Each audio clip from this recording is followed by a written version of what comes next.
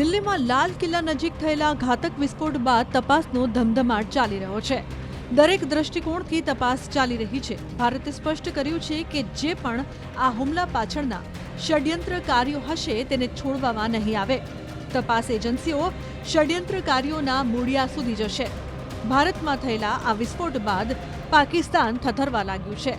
ડરના માર્યા પાકિસ્તાને પોતાના દેશના સુરક્ષા ચેતવણી જાહેર કરી છે અને અભૂતપૂર્વ સ્તરે સુરક્ષા વધારી દીધી છે. CNN ન્યૂઝ 18 સૂત્રોના હવાલાથી આ દાવો કર્યો છે.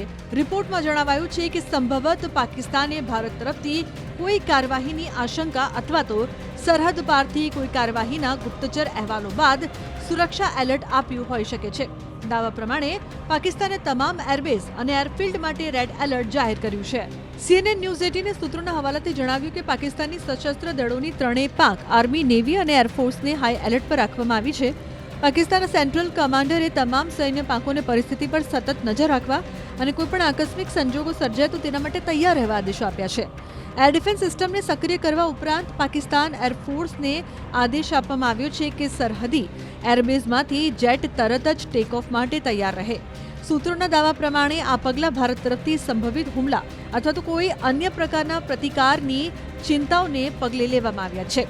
CNN ન્યૂઝ 18ના સૂત્રોએ પુષ્ટિ કરી છે કે પાકિસ્તાને તેની એર એસ્ટેટને સુરક્ષિત રાખવા માટે વિશેષ સાવચેતીના પગલાં લીધા છે, જેથી સૈન્ય જેટ અને મહત્વપૂર્ણ ઠેકાણાઓને કોઈપણ સંભવિત હુમલાથી બચાવી શકાય.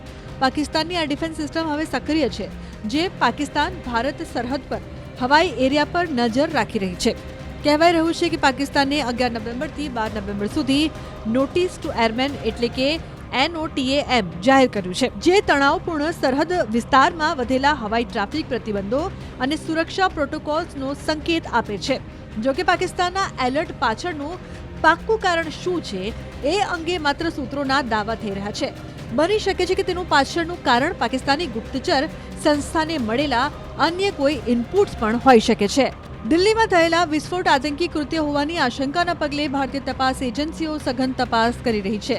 તપાસ એજન્સીઓ વિસ્ફોટ સાથે જોડાયેલા એક તારને જોડીને તપાસ અભિયાન ચલાવી રહી છે અને ઝડપથી મુખ્ય ષડયંત્રકારીઓ સુધી પહોંચી શકે છે.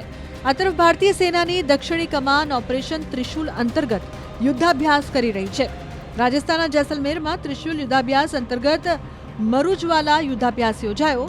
31 ઓક્ટોબરથી લઈને ભારતીય સેનાની ત્રણેય પાંખો રાજસ્થાન, ગુજરાત અને ઉત્તર અરબ સાગરમાં યુદ્ધાભ્યાસ ત્રિશુલ ચલાવી રહી છે.